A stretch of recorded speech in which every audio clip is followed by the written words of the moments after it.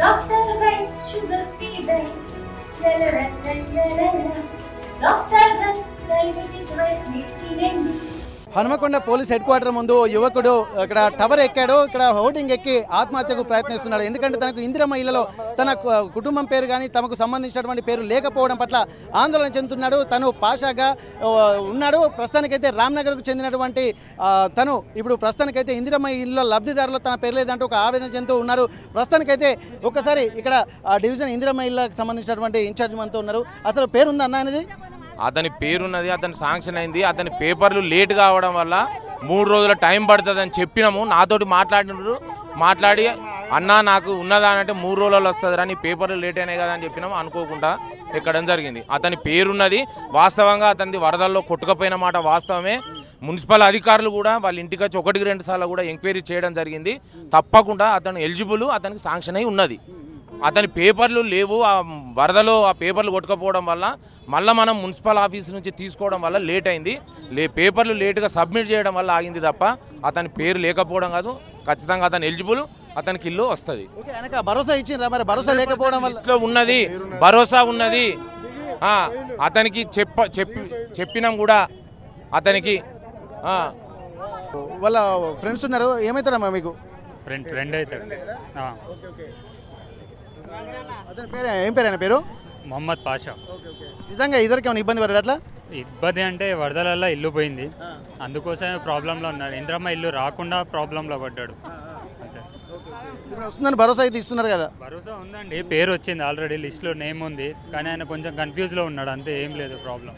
Okay, ఇప్పుడు కన్ఫ్యూజ్లో ఉండడం వల్లనే తను ఇప్పుడు ఇబ్బందిగా ఉన్నాడు. ఒకసారి నాకు ఇల్లు లేదమ్మా, నేను గిట్లా మీద ఉన్నా, నాకు ఇల్లు కావాలి, అధికారులు ఉన్నారు, ఊళ్ళో గ్రామ పెద్దలు ఉంటారు, గ్రామ పంచాయతీలు ఉంటాయి, అవన్నీ ఉంటాయి, వచ్చి మాట్లాడచ్చు కదా, మాకు లేదని.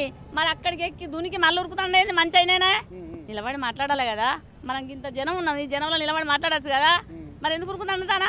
అదే ఇప్పుడు వాళ్ళకి ఇంతకుముందేమో నేమ్ లేదని చెప్పి తెలిసిందట కదా, ఇప్పుడేమో ఉన్నారని చెప్పి అధికారులు భరోసా ఇచ్చారు, దిగిపోయినట్టుగా తెలుస్తుంది. రావాలి కదా, మనం అడుగుతాం కదా అందరం.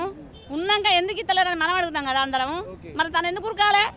నిలబడి మాట్లాడాలి కదా, ఉరకద్దు. ఓకే, మరి నిజంగా అందరికీ ఇందిరమ్మ ఇల్లు భరోసా ఉందా? అందరికీ ఇందిరమ్మ ఇల్లు భరోసా కావాలనే మేము కొట్లాడుతున్నాము. ఉన్న ఆసాంలకే ఇస్తాను. వాళ్ళ కలెక్టర్ కూడా ఇల్లు తిరిగి వాళ్ళకు ఉన్నదా లేదా, వాళ్ళకు పేద వల్ల ఉన్న వాళ్ళని చూసి వాళ్ళ ఇంటికి ఎంక్వైరీ చేసి వాళ్ళకి ఇవ్వాలని మాకు కూడా బాధ ఉన్నది. మా బాధ మాకు కావాలనే మేము కొలుగుతున్నాము. అప్పుడు ఆ అబ్బాయి మనకి ఏం తెలియకుండా ఇప్పుడు మాట్లాడినాం కదా, ఆయన అన్నుడితోనే మేము ఉన్నాం, అన్నుడితోనే ఆయన వచ్చిండు. ఇప్పుడు ఉన్నది మీ పేపర్ అని వీళ్ళు చూపిస్తాను. అది వరకు ఉండేది ఉంటే వాళ్ళు ఎందుకు వచ్చు పైకి ఎక్కకపోవు. ఆ బాబు ఇప్పుడు ఉన్నది అని మేము మాట్లాడతాం అన్నుడితోనే. ఆ బాబు కిందికి దిగి మాట్లాడి వెళ్ళిపోయిండు. ఎక్కిన తర్వాతనే ఉందని చెప్పి రవిలు మరి వీళ్ళు ఎక్కిన తర్వాతనే ఉన్నదని చెప్పిండు. ఇప్పుడు లబ్ధిదారులకు ఇండ్లు వస్తున్నాయా? మరి ఇండ్లు ఇంకా రాలే, మరి ఏం మాకైతే ఏం రాలే. మేము కూడా పెట్టినాం కానీ మాకు కూడా రాలే. మరి ఇస్తామని అంటారు కానీ ఇప్పుడు ఇయ్యలే. ఇప్పుడు ఆ పిల్లగాడు చచ్చిపోతానని పైకి ఎక్కి ఆధారం చేస్తే పేరు అయితే ఉన్నది, చిన్న నీకు ఇల్లు ఇస్తాను దిగమన్నారు. ఇప్పుడు ఆయనకి ఎంత కోస అయింది. అప్పుడు అందరు పేర్లు వచ్చి ఆయనకు పేరు రాకపోయా, నాకు ఇల్లు లేదని బాధతో ఎక్కిండు. ఇప్పుడు ఇల్లు ఆయన ఎక్కగానే ఆ లిస్టు తెచ్చిల్లు, అలా పేరున్నది దిగు చిన్న అనగా దిగిండు. మరి ఇట్లా చేసుడు కూడా గవర్నమెంట్ వేస్ట్ అన్నట్టు కదా. ఇల్లు బెదిరిస్తేనే లిస్టులో పెడుతున్నారా? బెదిరిస్తానని లిస్టులో పెట్టడానికి కాదు, అది చేసే పని అయినా కూడా అది వచ్చిందో రాదని కన్ఫర్మ్ కూడా చెప్పాలి కదా. అట్లా పేదల కొరకు మరి బతుకుతారు. ఆ పొలగానికి ఇల్లు లేని ఎట్లా పోతాం? ఉన్నోళ్ళకే రావట్టే. మా సైడ్ రోడ్డు మీద పడేటోళ్ళకు ఇల్లు లేని పరిస్థితి ఎట్లా? ఉన్నామంటే ఉన్న ఇల్లు కోల్పోయాం, మరి ఎడ బతుకుతాం? ఎక్కడెక్కలేక చచ్చిపోతాం అన్న డిసిషన్కి వస్తుంది ఎవరి పరిస్థితి అయినా అంతే. అట్లా మీకు వస్తుందమ్మా? ఉన్నోళ్ళకే ఇస్తారా? ఉన్నోళ్ళకే ఇస్తాను సార్, ఉన్నోళ్ళకే ఇస్తాను. మాది నయం నగర్, మాకు ఇల్లు రాలేదు, అందరికి ఉన్నోళ్ళకే ఇచ్చుకున్నారు సార్. ఇక రాకుంటే మైనాన్స్ అప్పుడే ఊరుకుంటాను. మరి ఏం చేస్తాం? కష్టం చేసుకొని బతుకుతాం. మా ఆయన చనిపోయాడు అన్న 2 సంవత్సరాలే. మాకు చిన్న గుడ్డలు, పిల్లలు చిన్నోళ్ళే, మా 2 కొడుకులు. మా ఆయన చనిపోయి 2 సంవత్సరాలు, పింఛన్ అత్తలేదు. మరి మాకు ఇల్లు కూడా లేదు. ఇప్పుడు కొరసు పెట్టుకున్నాం, ఉన్న ఇల్లు కూలిపోయింది. మరి మాట్లాడే పరిస్థితి ఎట్లా? రోడ్డు మీద బతుకు కాకపోతే ఏంటిది? కొత్త పింఛన్ అమలు చేస్తారు. ఇప్పుడు 2-3 ఏళ్ళు అవుతాను చనిపోయి. అప్లికేషన్ పెట్టినాం, ఆయన రాలే. మాకు కూడా ఇల్లు లేదు, ఇల్లు పెట్టిన పేర్లు వచ్చినాయి అంటారు. ఆ ఇల్లు అదే లేదు, ఇది లేదు. నీకు తెలుసా అమ్మా అబ్బాయి? తెలుసు, అబ్బాయి హన్మకొండనే, ఆయన పేరు పాషా.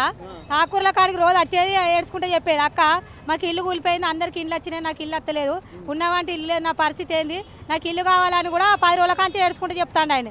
ఇప్పుడు ఆయన ఎక్కి ఆ పిల్లగాడు చెప్తే ఇల్లు ఉన్నాయని నెంబర్ ఉన్నదంటేనే ఎట్లనో ఆలోచించుకొని కిందికి దించినాం. ఒకవేళ పరిస్థితి దారి తప్పితే ఆయన పరిస్థితి ఎందుకు? ఆయన అన్ని చేసి ఎందుకు? దేనికి వేస్టే కదా అన్న. గట్లా జరుగుతాను. ఇక్కడ ప్రస్తుతానికి హెడ్ క్వార్టర్ దగ్గర మాత్రం ఒక హైడ్రామా నెలకొన్నట్టుగా తెలుస్తుంది.